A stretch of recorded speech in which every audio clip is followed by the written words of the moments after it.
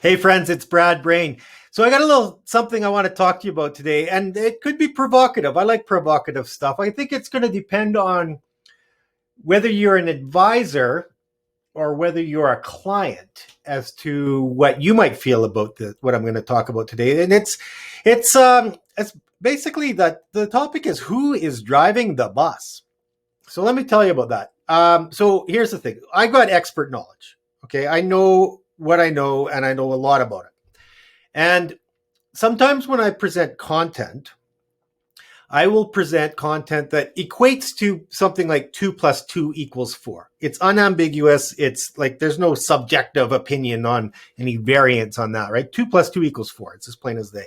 But sometimes what I'm talking about, although it will be a 2 plus 2 equals 4 unambiguous plain as day situation, it won't always be perceived that way. Let me explain.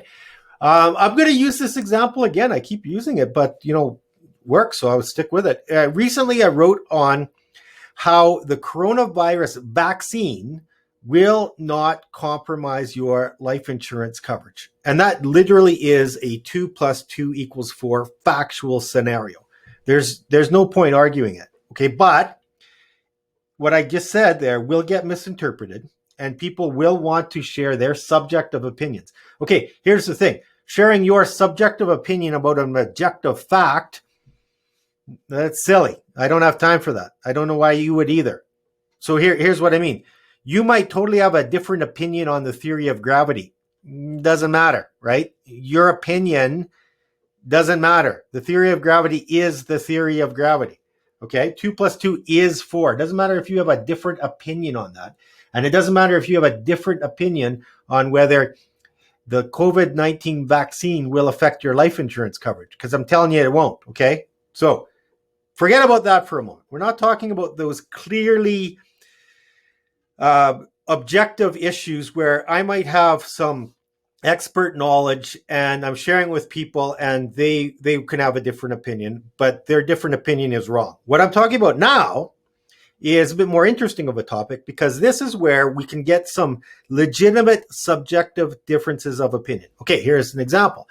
Now, I want to drive the bus, no doubt about it. I'll get into that. But I'm not the guy who picks the route. The client gets to tell me where the bus is going, and then I'm the one that's going to get them there. So here's what I mean.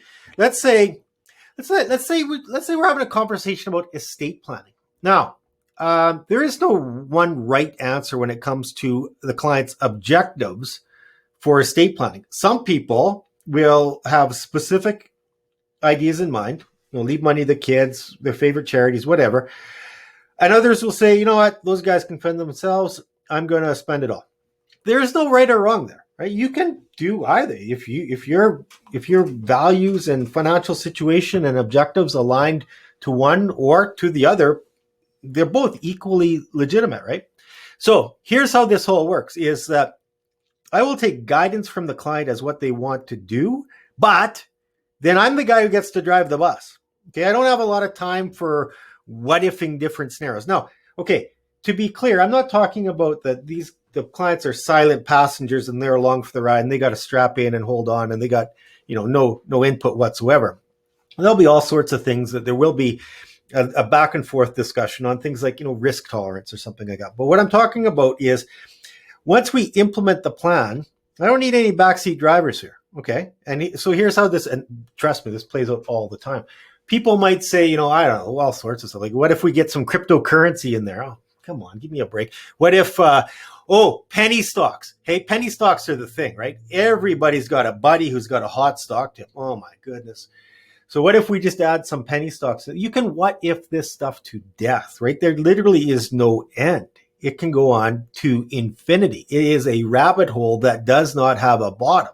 So here's the problem with these what if scenarios is that, you can always what if something, but that doesn't necessarily mean it's productive. And here's why. Okay. So here's why is when we're in a situation when we're talking about what I know best, we're not on equal footing. Now, I don't mean that I'm like, as a person, I'm somehow better than another person. I don't mean that. I mean, come on, I'm not that arrogant. But what I mean is I know a hell of a lot more than what the clients know. Okay. So think of it as, you know what, it's the typical iceberg scenario, right? People can see, everybody can see the top of the iceberg that's above the waterline. Everybody can see that, right? But that's maybe 10% of the iceberg. Okay. So if everybody can see 10%, but me as the expert, I can see the entire iceberg. Okay. All the things that the clients aren't going to know about. So somebody might say something like, well, let's use the penny stock example again. They'll say, what about if we add this penny stock to my portfolio, because they have this anecdotal story from their buddy, and their buddy says it's going up, and that's all the client knows, right? My buddy says it's going up. But what I, with my expert knowledge, can do is look at that exact same potential opportunity and see all of the stuff that's below the waterline. Like maybe it's a money losing company that has maybe even a dismal future ahead of it. Maybe even it's got some insurmountable obstacle in front of it. And typically these things are trading at unjustifiably high prices. So I can see all the other stuff, right? This is why what ifing questions, it's really frustrating, and honestly, it's kind of counterproductive. Now, I'm not talking about having a legitimate discussion with your advisor. That is, without question, that is not just warranted. That's also really, really smart, right? Everybody should be on the same page. But once you get to being on the same page, then now other people might do it differently, but I'm the guy that drives the bus, okay? I don't want you to start backseat driving the thing. It's just not the way I work, okay? Other people are different. That's fine. I'm not all things to all people, and I'm not trying to be, okay? So let me give you some context, though, about how this isn't just me. This is a really good example. So I got a 12-year-old son who this kid is having some really rough luck when it comes to injuries. Like, oh man, he literally has been living with daily pain since July. Now it's April. It's almost May. So it's almost 10 months or so, right? Like every single day of his life is shaped by how much pain he can tolerate. He's got a condition called Osgood-Schlatter's disease, which is pretty common amongst kids his age group who are active. And it's a bitch of a disease, right? It really hurts him. And the problem with it too is other people don't get it. Like if you don't have any experience with Osgood-Schlatter's, you go like, what's wrong with this kid, right? Because you don't understand, eh? So there will be daily activities that everybody else on the planet takes for granted that are just really, really hard, like going up and down a flight of stairs, right? It's really difficult. Now, the funny thing is that there's some motions that he can do pretty good. Like he's a hockey player and he can skate fine because that's a different motion, right? You go in laterally instead of the knee going up and down.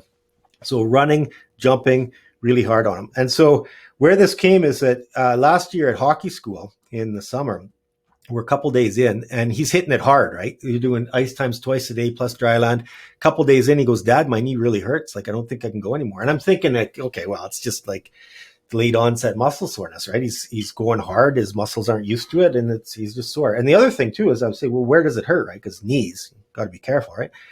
But it's not like in the joint itself. He's talking about being underneath the kneecap. I'm going, well, dude, like, how can you hurt yourself? Like basically on the high upper shin, right? How can you hurt yourself there? It's not, you're fine. Keep going, right? And he's no, Dad, this is bad, right? So we go to the emergency and get x-rayed down in Penticton. And the doctor immediately says, yeah, you got Osgood-Schlatter's. And we go, wow, what's that, right? Thinking in our ignorance that this is something that, do we just like take the day off and go back to, or what? Well, no, there's not. The doc's saying, no, you don't get it yet. You aren't going back. Like you're on the shelf for a long time, right? Now, remember, this is my young boy, and he's an avid hockey fan. So this is crushing news. If you have ever known an athlete who's told he can't do a sport, right? That's just that can be heartbreaking, right? And so the rest of the stuff, I mean, this is July of 2020. We're kind of early in COVID. We've already had a bunch of cancellations. I was losing some of my own events, like my own hockey tournament got canceled and different things. And you're going, man, like Now we're finally got our family vacation and we lose that too. It just felt like we like had this thing that was taken away from us, right? But here's the point is I might have like either hoped for something different or based on my very, very, very limited knowledge of human anatomy, thought there could be a different diagnosis. But I didn't question the doctor, right? When the doctor says, even if it's something I've never heard of before, you can't do that. You can't do the sports anymore, even though it meant that we're going home from our summer vacation weeks early. Like none of that stuff mattered because the doctor knew what he was talking about, and on top of that, he had the X-ray. So it's not just like what he's guessing. He's got we're doing fact-based decisions here, and he says, "No, you're done." Right? So that's an example of how we've got the expert knowledge and my layman's knowledge, and how even though I don't want what the guy's telling me to be true, he's driving the bus now. He's the expert, right? And sure enough, now with the benefit of another 10 months of experience with Osgood Schlatters, there's no ambiguity about Osgood Schlatters. It's a nasty piece of work. The good news is my boy's going to be fine. He just needs to basically grow. That's what it comes down to. It's a condition where different parts of his knee are growing at different rates. It's really what it comes down to. And once he outgrows it, he'll be okay. But man, it's a challenge on a daily basis until then. But I mean, it's not just my kid and his knee or me talking to clients. This happens all the time. So here's something that I just saw recently on social media, where so I've been I picked up a book that's about it's about physical fitness, right? And there's this whole community that is part of this. They got I don't know, like 100,000 people on the Facebook page or something like that. Like it's a big deal. And if you're serious about fitness, I'll happy to like send me a message. I'll tell you what I'm talking about. But I don't need to get into the details for the purpose of this video. Here's the thing, though, is the book lays out basically a blueprint for fitness. It talks about nutrition. It talks about exercise. It talks about how your rest. It's all there for you, right? All you got to do is follow the plan. And so this lady comes on to the Facebook page and she's got some questions and she wants to change the plan, right? And one of the respondents said something that really resonated with me. They said, well, did you come here to do what works, or did you come here to change what works? See what I mean? Like the plan with the nutrition and the fitness and the rest and all that stuff, it's right there for you.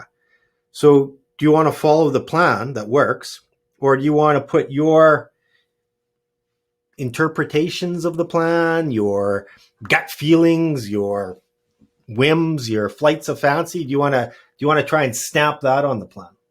And that made a lot of sense to me because I've seen this before too. And this is one where, okay, so I used to be in a business coaching program where it was, it was a big financial commitment, right? Like we were paying like 10 grand a year to be part of this thing. And I was having quarterly meetings in Los Angeles on my dime. So I got hotels, flights, and 10 grand a year tuition fee on this stuff, right? It's serious work. And we're talking to one of the fellows who founded this program. And he mentioned something once about how people would come into this program and they'd want to do things their way, right? So we got the program. Here's the business coaching program. It's all laid out for you.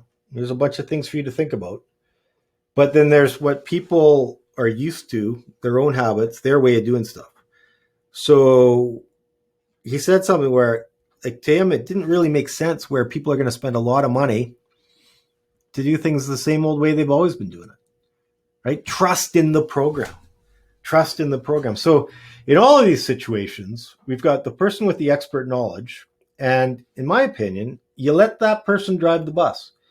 Now, depending on what we're talking about here, like, for instance, financial planning, you might be in charge of the destination. You could say, bus driver, take me over here.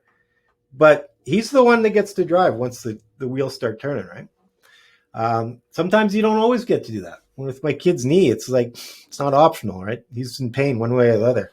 The only thing we can do is try to mitigate the pain and try to heal do rehab on it. But we didn't get to pick that injury. We didn't get to pick whether he returns to hockey on our schedule. Right, the knee dictates what happens next.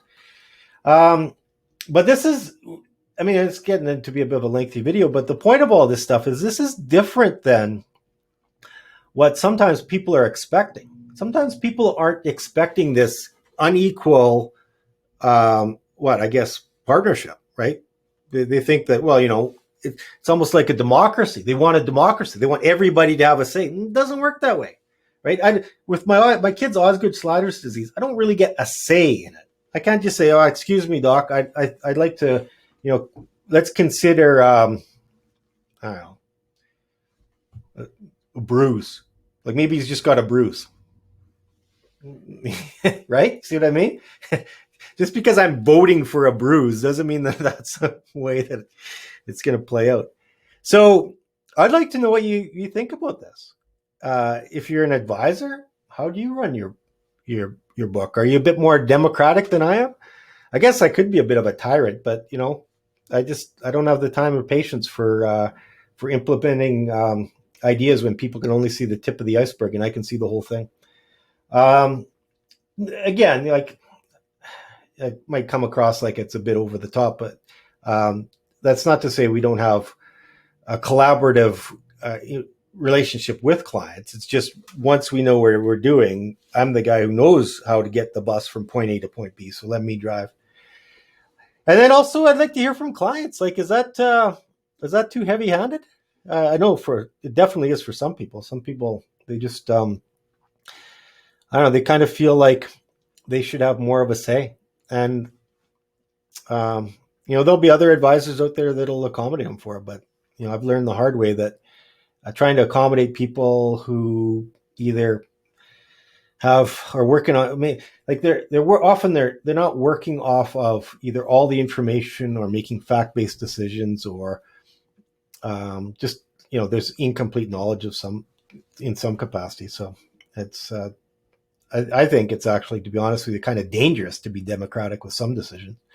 I'm not talking about politics here. I'm not talking about democracy as a political institution. I'm talking about things like a financial planning engagement. Maybe not everybody gets a vote when it comes to a situation where there's an unequal level of knowledge. Okay, so let me know what you think. Take care. I'm Brad Brain. I hope that makes sense. And if there's anything I can do to be of service, please let me know. Stay healthy. Be well. Bye-bye.